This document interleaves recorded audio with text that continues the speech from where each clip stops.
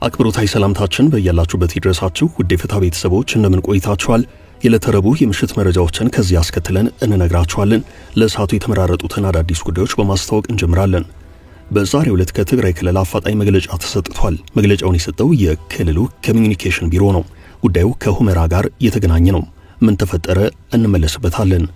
ጠቅላይ ሚኒስትር አብይ አህመድና ምክትላቸው ተመስገን ጥሩነህ የጦር ኃይሎች ጠቅላይ ኤታማዦር ሹም ፊልድ ማርሻል ብርሃኑ ጁላና ምክትላቸው ጀነራል አበባው ታደሰ፣ የብሔራዊ መረጃና ደህንነት አገልግሎት ዋና ዳይሬክተር አምባሳደር ሬድዋን ሁሴን፣ ሌሎችም የመንግስት አመራሮች የተገኙበት ጥብቅ ስብሰባ በዛሬው ዕለት ተካሂዷል። ከስብሰባው በኋላ በብሔራዊ ደህንነት ምክር ቤቱ በኩል የወጣ መግለጫ አለ፣ እንመለከተዋለን። ሰሞኑን በአማራ ክልል በባህር ዳር ከተማ በተጀመረው የሀገራዊ ምክክር ኮሚሽን አጀንዳ የማሰባሰብ እንቅስቃሴ በክልሉ ወገን በርካታ ጥያቄዎች ተነስተዋል። የማንነትና የወሰን ጉዳይ፣ የባንዲራና የአዲስ አበባ ጉዳይ ከቀረቡት አጀንዳዎች መካከል ናቸው ተብሏል። የባንዲራና የህገ መንግስት ጉዳይ ከተነሱት ጥያቄዎች መካከል ዋነኞቹ መሆናቸውን የሚያመላክት ዘገባ አለ። ይህንንም ይዘናል። የዩኤስኤአይዲ መዘጋት ኢትዮ ኤድ የሚል ሐሳብ አዋልዷል።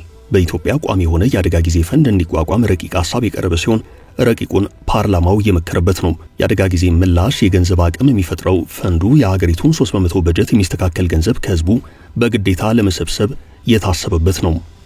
ለወራት የመነጋገሪያ አጀንዳ ሆኖ በቆየው የአክሱም ሴት ሙስሊም ተማሪዎች ጉዳይ ብይን ተሰጥቷል። ተማሪዎቹ ከነሂጃባቸው እንዲማሩ ውሳኔ ተላልፏል። በጣሊያን ለጨረታ የቀረበው የአርበኛ ራስ ደስታ ዳምጠው ቅርስ ለሁለተኛ ጊዜ የተሰማበትን ተቃውሞ ተከትሎ ከጨረታ ወርዷል። በውጭ መረጃችን የአሜሪካና ቻይና የንግድ ጦርነት እየተባባሰ ነው። ቻይና ለትራምፕ ውሳኔ በሰጠችው ምላሽ በአሜሪካ ምርቶች ላይ የ84% ታሪፍ መጣሏ ተዘግቧል። እነዚህ የሰዓቱ አንኳር ዘገባዎች ናቸው። እስከ ፍጻሜው ከኛ ጋር ከቆያችሁ ሁሉንም እንደየቅደም ተከተላቸው አፍታተን እንነግራችኋለን። ከትግራይ በአፋጣኝ የተሰጠው መግለጫ። በዛሬው ዕለት ከትግራይ ክልል አፋጣኝ መግለጫ ተሰጥቷል። መግለጫውን የሰጠው የክልሉ የኮሚኒኬሽን ጉዳዮች ጽሕፈት ቤት ነው። ጉዳዩም ከሁመራ ጋር የተያዘ ነው።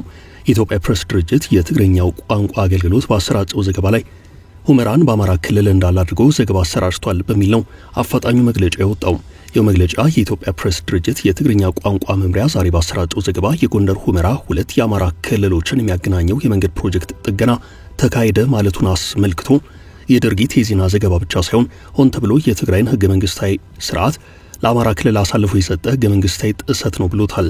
ይህ ኃላፊነት የጎደለው አሰራር ተቀባይነት የሌለውና የፕሪቶሪያውን ስምምነት በቀጥታ የሚጻረር ነው ያለው መግለጫው በአፋጣኝ እንዲታረም ጠይቋል።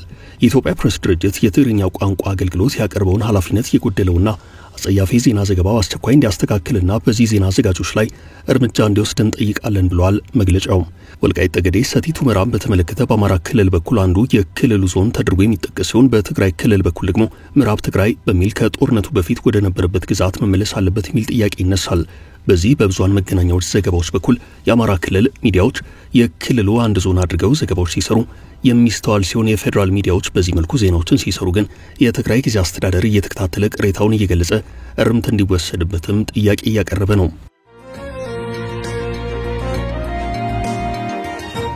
ጥብቅ ውሳኔዎች የተላለፉበት ስብሰባም የባህር በሩ ጉዳይ በተጀመረው ግለት ይቀጥላል።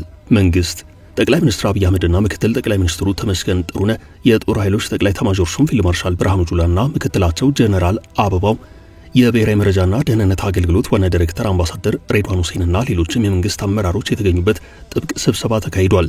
ስብሰባውን ተከትሎ ምክር ቤቱ ማለትም ብሔራዊ ደህንነት ምክር ቤት ዛሬ ባወጣው መግለጫ መንግስት ኢትዮጵያን የባህር በር የማግኘት መብት ለማስከበር የሚያደርገው እንቅስቃሴ በተጀመረው ግለት እንዲቀጥል አቅጣጫ አስቀምጧል ብሏል። በዛሬው ዕለት በተካሄደውና ለህዝብ ይፋ በሆነው በዚሁ መግለጫ ላይ ምክር ቤቱ በርካታ ሀገራዊ ጉዳዮችን በማንሳት አቅጣጫዎችን አስቀምጧል። የኢትዮጵያ የባህር በር የማግኘት መብት ለማስከበር ዲፕሎማሲያዊ፣ ህጋዊና ሰላማዊ መንገዶችን መሰረት አድርጎ የተጀመረው ስራ በተጀመረው ግለት እንዲቀጥል የሚያስችል አቅጣጫ ተቀምጧል ብሏል። ኢትዮጵያ በአሁናዊ የዓለም ፖለቲካና ኢኮኖሚያዊ ሁናቴ ውስጥ የፖሊሲ ነጻነቷን አስጠብቃ ጥቅሞቿን አስከብራ ተገቢ ሚናዋን እየተጫወተች ነው ያለው መግለጫው ሀገሪቷ ዓለም አቀፋዊ ፈተናዎችን ሁሉ ተሻግራ ተገቢ ሉዓላዊ ደረጃዋን እንድትይዝ የሚያስችል ጥበባዊ አመራር ተጠናክሮ ይቀጥላል ብሏል።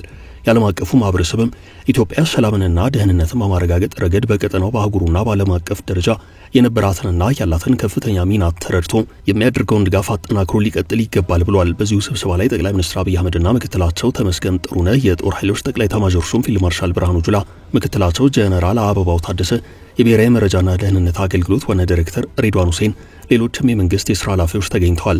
ምክር ቤቱ በዚህ የውሳኔ አቅጣጫው ከባህር በሩ ጉዳይ በተጨማሪ ፍላጎትን በኃይል የማስፈጸም እየተንቀሳቀሱ ነው ባላቸው አካላት ላይ አቅጣጫ ያስቀመጠ መሆኑ ታውቋል። በተለያዩ አካባቢዎች የሚገኙ ችግሮችን በሰላማዊ መንገድ በፖለቲካ ውይይት ለመፍታት የተጀመረው እንቅስቃሴ ፍሬ ያፈራ መሆኑን ጠቅሶ ባህላዊ መንገዶችን ጨምሮ ሁሉንም አይነት ሰላማዊ መንገዶችን መጠቀም ይገባል ብሏል። በዚህ ዙሪያ የሰላም አማራጮችን ዘግተው ፍላጎታቸውን በኃይል ለማስፈጸም በሚንቀሳቀሱት ቡድኖች ላይ ሕግን የማስከበር ተግባሩ ተጠናክሮ ይቀጥላል ብሏል።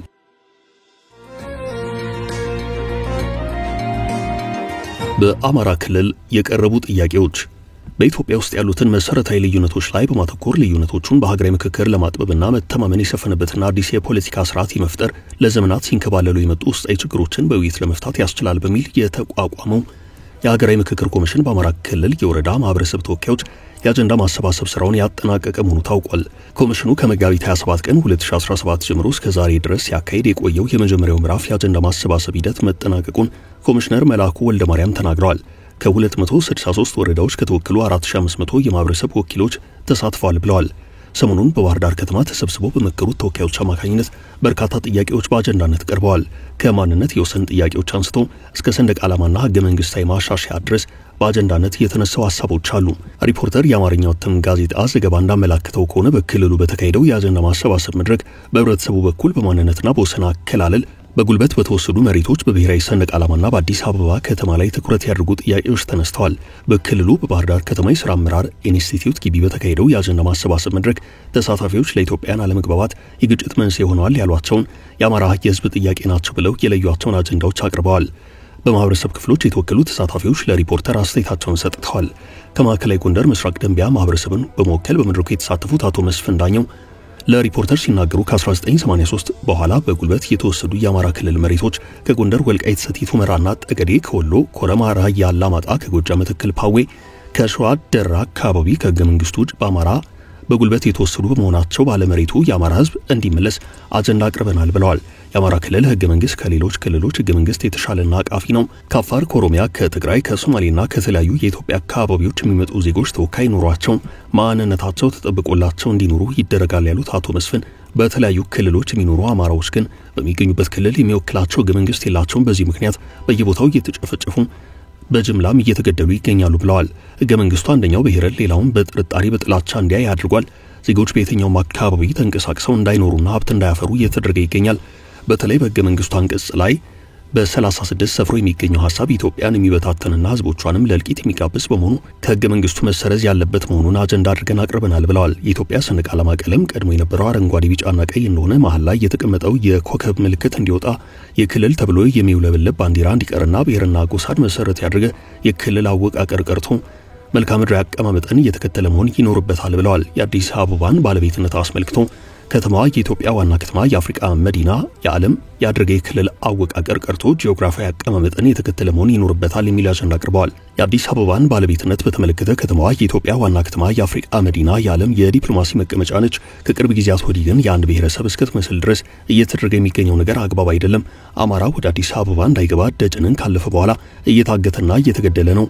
በመሆኑም የአዲስ አበባ ጉዳይ በዚሁ ከቀጠለ የግጭት መንስኤ በመሆኑ የሁሉም ብሔረሰብ ከተማ ስለመሆኗ አጀንዳ አድርገን አቅርበናል ብለዋል።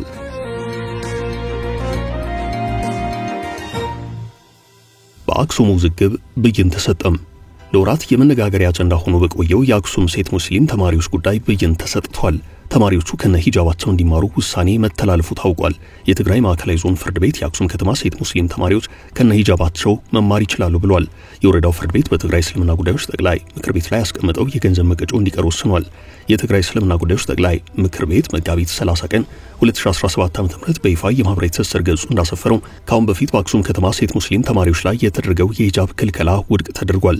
ፍርድ ቤቱ መጋቢት 30 ቀን 2017 ዓ.ም በዋለው ችሎት የአክሱም ከተማ ትምህርት ቤቶች ጥር 6 ቀን ቀን 2017 ዓ.ም የወረዳው ፍርድ ቤት ተማሪዎቹ ሂጃባቸውን ለብሰው እንዲማሩ የሰጠው ትዕዛዝ እንዳልተከበረ ጠቅሶ ትዕዛዙ እንዲተገበር ወስኗል። የትግራይ እስልምና ጉዳዮች ጠቅላይ ምክር ቤት የተሰጠው ውሳኔ አልተተገበረም በሚል የክስ መዝገቡ ከወረዳው በማንሳት ወደ ከፍተኛ ፍርድ ቤት ወስደዋለሁ በማለቱ የተጣለበት 12500 ብር መቀጮ እንዲነሳ ተወስኗል። የአክሱም ከተማ ትምህርት ቤቱ የማዕከላዊ ፍርድ ቤት ውሳኔ እንደ ወረዳው ፍርድ ቤት ውሳኔ ውድቅ በማድረግ በአቋሙ ይጸናል ወይንስ ውሳኔውን ተቀብለው በመተግበር ሙስሊም ሴት ተማሪዎች ሂጃባቸውን ለብሰው እንዲማሩ ይፈቅዳሉ? እስካሁን የታወቀ ነገር የለም። ከዚህ ቀደም በወረዳ ፍርድ ቤት የተወሰነውን ውሳኔ ትምህርት ቤቱ ውድቅ ማድረጉ አይዘነጋም።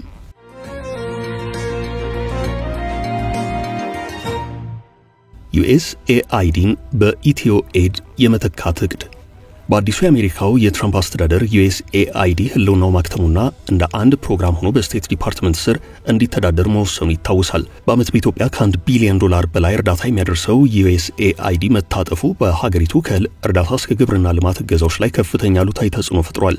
የኢትዮጵያ መንግስት በUSAID እርዳታ የሚያገኙ ከ10 ሚሊዮን በላይ ዜጎቹን ጨምሮ በድርቅና የተፈጥሮ አደጋ እንዲሁም እንደ ግጭት ባሉ በሰው ሰራሽ ችግሮች እርዳታ ፈላጊ ለሆኑ ዜጎች መፍትሄ ለማምጣት አንድ ሀሳብ አቅርቧል። የሀገሪቱ አደጋ ስጋት ስራ አመራር ባለስልጣን አስገዳጅ ታክስ የሚጥል የእርዳታ ፈንድ ረቂቅ አዋጅ ለፓርላማ ማቅረቡ መዘገቡ ይታወሳል። በቀረበው ሀሳብ ኢትዮጵያ ለሚያጋጥሙ አደጋዎች ሁሉ በራስ አቅም ምላሽ ለመስጠት በየዓመቱ ከበጀቷ 3% ያህል ገንዘብ ለመሰብሰብ አቅዳለች። በዚህም ኢትዮ ኤድ በሚል ከራሱ አልፋ ለተቸገሩ ጎረቤቶች እርዳታ ታቀርባለች ተብሏል። የአደጋ ስጋት ስራ አመራር ተቋም ያመነጨው USAIDን በኢትዮ ኤድ የመተካት ሀሳብና ረቂቅ አዋጅ የሀገሪቱ ፓርላማ ውይይት እያደረገበት ነው። ለአደጋ ጊዜ ምላሽ ይሰጣል የተባለውና በአዋጁ መሰረት ለሚቋቋመው ፈንድ በአመት ከኢትዮጵያ በጀት 3% የሚሆን ገንዘብ እንዲሰበሰብ ሀሳብ ቀርቧል። ይህም በዘንድሮ የ1.5 ትሪሊዮን አጠቃላይ በጀት ሲሰላ ኢትዮ ኤድ ለተባለው ፈንድ 45 ቢሊዮን ብር ከህዝብ ይሰበሰባል ተብሏል።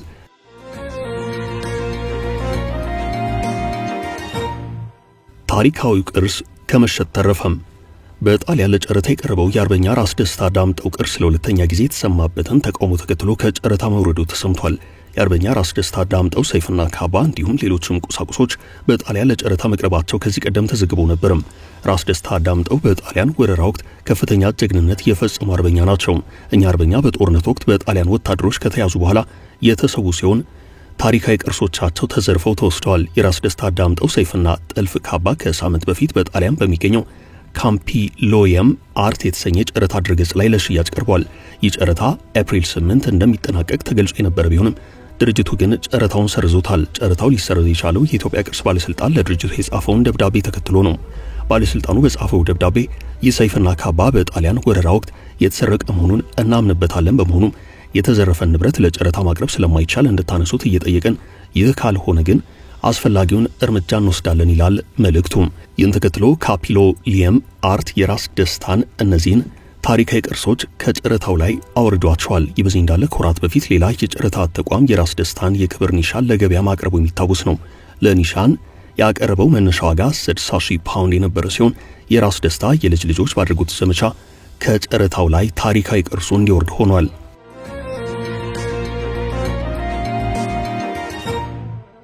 በመጨረሻም የባህር ማዶ መረጃም ቻይና ለትራምፕ ውሳኔ ከባድ የአጸፋ ምላሽ ሰጠች። የአሜሪካና ቻይና የንግድ ጦርነት እየተባባሰ ነው። ቻይና ለትራምፕ ውሳኔ በሰጠችው ምላሽ በአሜሪካ ምርቶች ላይ የ84% ታሪፍ ጥላለች። የአሜሪካው ፕሬዝዳንት ዶናልድ ትራምፕ ከቻይና በሚገቡ ምርቶች ላይ ጣሉትን ቀረጥ ወደ 104% አሳድገዋል። ትራምፕ ይህን ውሳኔ ያሳለፉት ቻይና ለተጣለባት የ34% ቀረጥ ተመጣጣኝ እርምጃ ከወሰደች በኋላ ነው። ትራምፕ ቻይና በዋሽንግተን ላይ አጸፋዊ እርምጃዋን እንድትተው ያስቀመጡት ቀነ ገደብ ዛሬ የሚጠናቀቅ ሲሆን ተጨማሪው ታሪፍም ምሽቱን መተግበር ይጀምራል። ሁናቴው በዓለም ኢኮኖሚና ንግድ ላይ ከ1930ዎቹ ወዲህ ከፍተኛ ቀውስ ያስከተለ ነው ተብሏል። በቻይና ሳቢያ የእስያ ሀገራት ወደ አሜሪካ በሚልኳቸው ምርቶች ላይ ከፍተኛ ጭማሪ የሚደረግባቸው ሲሆን የሚያካባቢው ሀገራት ላይ ከፍተኛ ተጽዕኖ ያሳድራል። ትራምፕ ቤጂንግ በአሜሪካ ላይ ከፈጸመችው ልክ ያልሆነ ድርጊት ባለፈ ተጨማሪ ታሪፍ ለመጣል ሞክራለች ብለዋል። ይህ ውሳኔም ቻይና ከዋሽንግተን ጋር በንግድ ጉዳይ ያላትን ልዩነት እስከምትፈታ ድረስ ይቀጥላል ተብሏል።